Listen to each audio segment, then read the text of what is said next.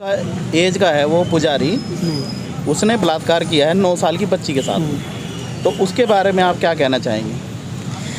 क्यों करा, कैसे किया? देखिए, ये एक सेक्स वाली आदत में एक जनरली जो सेक्स होता है तो वो एक अलग चीज़ है, लेकिन यहाँ एक भावना दोनों तरह की उसमें है। सेक्स की भी उसके अंदर भावना है और जातिवाद की भी भावना है। जातिवाद की भावना को ये लेकर मैं कुछ भी करूँगा तो ये लोग पैरवी नहीं कर पाएंगे, ये लोग नहीं पहुँच पाएंगे, ये लोग मेरे से कुछ भी इस तरह की हरकत नहीं कर पाएंगे कि मुझे नुकसान पहुँचा सकें।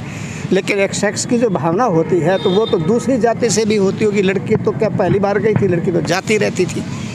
तो ये जो और दूसरी जाति भी तो यहाँ रहती हैं, दूसरी जातियों पंडित पे मंदिरों में भी जाते हैं, तो उस जाति के साथ क्यों नहीं करते हैं? पर्टिकुलर इसी के साथ क्यों किया? ये जातिवाद से दिक्कत है इनको। ये इस जाति से ही इस तरह की हरकत करते हो। जब 50 साल की उम्र है, इस सेक्स के बारे में ठीक से मैं डॉक्टर होने के नाते कह सकता हूँ, ठीक से ये जानना मुश्किल है कि सेक्स कब तक रहता है और कब तक नहीं रहता है। मेरी उम्र होगी करीबन 15 साल की, तो मुझे पता है अच्छी तरह से कि मेरे मित्र की माँ जो 60 साल की थी, 60 साल के बाद भी उसका आखिरी वक्त में एक बच्ची पैदा हुई, जबकि पहले 4-5 भाई थे वो लोग। तो लेकिन ये जो सेक्स जो है दिमाग से होता है, दिमाग में जो फतूर है वो जायज़ है या नाजायज़ है, उसका प्रैक्टिकल करने के बाद ही पता लगता है कि ये जायज़ था या नाजायज़ था। तो उसने प्रैक्टिकल किया और उसके बाद कि उसको 20,000 रुपये सुना कि 20,000 रुपये देने की बात करी उसके परिवार को। लेकिन 20,000 रुपये वो जो छोटा परिवार था, गरीब परिवार था, उसने लिए ना लिए ये एक अलग बात है। लेकिन दूसरे लोग भी तो सामाजिक थे आसपास के पास के गांव में, और ये इसमें शमशान में कुछ ज़्यादा अंतर तो है नहीं। उन्होंने देख लिया उसको, उन्होंने देख लिया और फिर उसे अपने सेक्स का पता लगा कि मैंने ये काम ठीक किया था या गलत किया था या पर्टिकुलर किसी गरीब जाति के साथ किया था। सर, यहाँ पे एक सवाल आपके बीच में आई है, आपके जवाब में आपने कहा कि उनको पता था कि किस जात की बच्ची है, इसीलिए उन्होंने किया। इसका मतलब अगर कोई और सवर्ण होती तो उनके दिमाग में वो सेक्स वाली चीज़ें नहीं आती, वो रेप वाली चीज़ें नहीं आती। वो बच्ची दलित और गरीब थी, इसीलिए उन्होंने उसको जो है ईजी टारगेट समझा। हाँ, ये बात बिल्कुल सही है कि उन्होंने पर्टिकुलर इस जाति को इंडिकेट किया है, गरीब की समझ के ही उसके साथ ये व्यवहार किया है। दूसरी की जाति, दूसरी जो किसी जाति की होती तो उसके दोनों भाव दिमाग में उपजते। अगर इसका परिवार दूसरी जाति से है, प्रबल जाति से है, वो मुझे नुकसान पहुंचा देगा या हम लोग काफ़ी इस तरह की हरकतें नहीं करने देगा, और ये तो एक गरीब परिवार है। तो दोनों का विश्लेषण जो उसने किया अपने दिमाग से, तो ये आया कि ये परिवार मेरा कुछ नहीं बिगाड़ सकेगा और मैं इसका अपना प्रैक्टिकल करूँगा। उसने इसके साथ ये प्रैक्टिकल किया।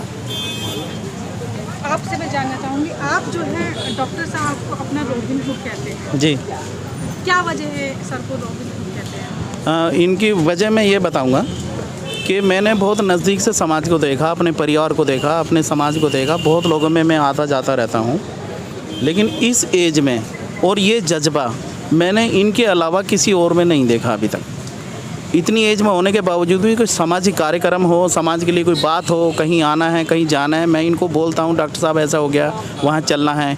ये सूचना भी मैंने ही इनको दी थी और मैंने इनसे पूछा डॉक्टर साहब ऐसा हो गया, चलें क्या? कह रहे अरे क्यों नहीं चलेंगे, बिल्कुल चलेंगे। तो ये एकदम रेडी टू मूव, एकदम तैयार मिलते हैं ऐसे कामों के लिए। तो मैं इसलिए इनसे बहुत ज़्यादा प्रेरित रहता हूँ इन सब चीज़ों से। तो इनको इसलिए मैं रॉबिन हुड कहता हूँ कि ये आखिरी मतलब ये आखिरी दौर ही समझ लीजिए इनकी जीवन का। आखिरी दौर में भी ये अभी भी इतने एक्टिव हैं कि अगर कोई सामाजिक काम हो तो अपने पर्सनल काम छोड़ के सामाजिक काम में बिल्कुल तत्पर रहते हैं। तो इसलिए मैं इनको रॉबिन हुड बोलता हूँ। सर, आप सहमत हैं इनकी बातों से? आपको रॉबिन हुड कहा जाता है तो आपको खुशी होती है इस पर या आप उनको मना करते हैं?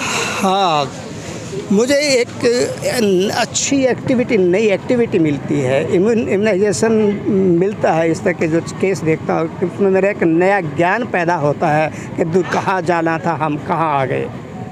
तो उस ज्ञान को लेने के लिए मैं जी चाहे जहाँ चल देता हूँ। मुझे क्लिनिक की इतनी चिंता नहीं होती क्योंकि मैं अकेला जीवन है। मैं सोचता हूँ ज़्यादा कमा के भी क्या करना है, मेरे लायक मुझे खूब भरपूर पेट भर के मिल जाता है, सब आनंद कर लेता हूँ। तो इसलिए मैं अपने काम को छोड़ के और इन केसों में साथ देता हूँ और वहाँ लोगों को समझाता हूँ, बेटियों को भी समझाता हूँ। मेरे क्लिनिक में जो बेटियाँ आती हैं मुझसे दवाई लेने के लिए, उनके हाथ यहाँ से बंधे होते हैं, पैरों में भी काले काले धागे बंधे होते हैं। उनसे समझाता हूँ ये क्या पाखंड है, ये तो उस ब्राह्मण पंडित ने जो बांध दिया तुम्हारे हाथ से, गुलामी की निशानी दे दी है। और ये मंदिर की ये मंदिर में आने जाने वाली लड़की है, हमारे कहने को मानेगी, हम जैसे कहेंगे वैसे मानेंगे। तो ये उनकी गुलामी की पहचान है, गुलामी का एक पट्टा है, गुलामी का एक वो उनका तुकमा डाला हुआ है।